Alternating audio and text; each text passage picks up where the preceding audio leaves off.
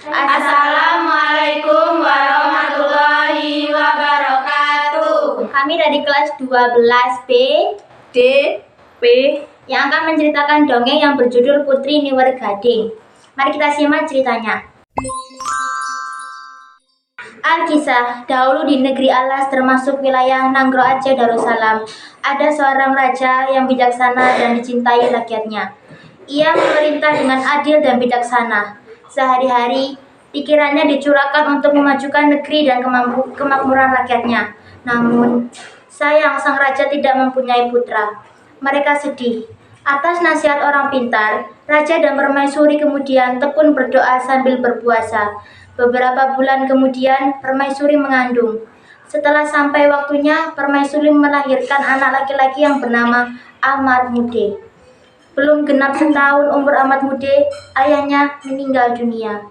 Karena Ahmad Mude masih kecil, maka adik sang raja atau Pak Cik, Pak Ahmad Mude yang diangkat menjadi raja sementara. Pak Cik itu bernama Raja Muda. Setelah diangkat menjadi raja, ia malah bertindak kejam kepada Ahmad Mude dan ibunya. Mereka diasingkan ke sebuah hutan terpencil. Raja Muda ingin menguasai sepenuhnya kerajaan yang sesungguhnya menjadi hak Ahmad Mude. Walau dibuang jauh dari istana, permaisuri tidak mengeluh. Ia terima cobaan berat itu dengan sabar dan tabah. Ia besarkan Ahmad Mude dengan penuh kasih sayang. Tahun demi tahun berlalu, tak terasa Ahmad Mude tumbuh menjadi anak yang cerdas dan tampan. Ahmad Mude suka memancing ikan di sungai. Pada suatu hari, permaisuri dan Ahmad Mude pergi ke sebuah desa di pinggir hutan untuk menjual ikan. Tanpa disangka, ia bertemu dengan saudagar kaya. Ternyata, ia bekas sahabat suaminya dulu. Mengapa Tuan Putri dan putra mahkota berada di tempat ini? Tanya saudagar itu keheranan. Permaisuri menceritakan semua kejadian yang telah menimpanya.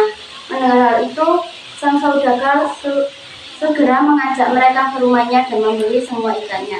Setibanya di rumah, saudagar itu menyuruh istrinya segera memasak ikan tersebut.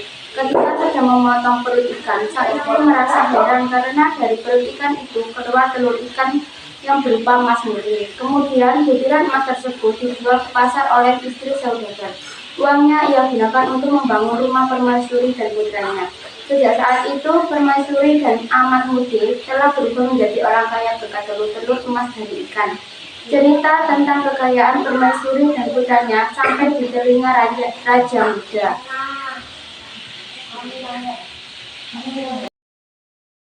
Pada suatu hari, Raja Muda memanggil Ahmad Mude ke istana. Dia memerintahkan Ahmad Mude memetik kelapa gading untuk mengobati penyakit istri Raja Muda di sebuah pulau yang terletak di tengah laut. Konon lautan di sekitar pulau itu dihuni oleh binatang-binatang buas. Siapapun yang melewati lautan itu pasti celaka. Raja Muda mengancam Ahmad Mude jika tidak berhasil ia akan dihukum mati. Tapi Ahmad Mude tak peduli dengan ancaman itu. Niatnya tulus hendak menolong istri Raja Muda. Ia pun segera berangkat meninggalkan istana.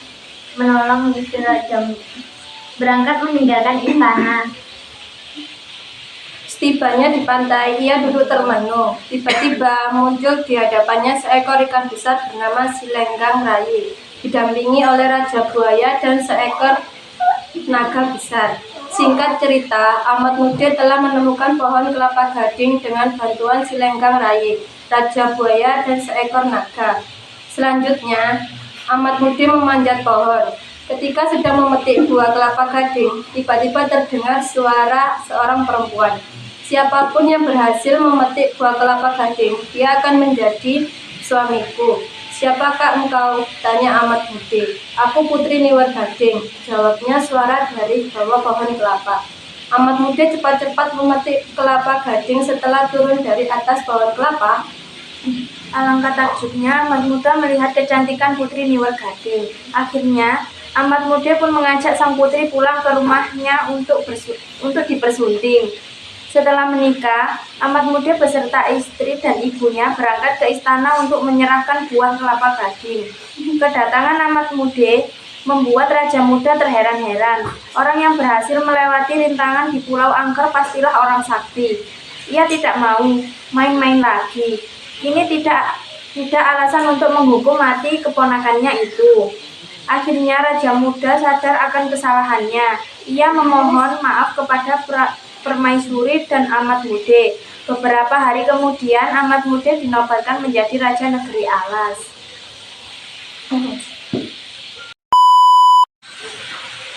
Jadi pesan yang dapat kita ambil dari cerita Putri Niwer Gading yaitu ketika musibah yang terjadi diperlukan kesabaran dan ketabahan, dan dengan bekerja keras kita akan sampai pada perbaikan nasib. Sekian cerita dari kami. See you. Bye-bye.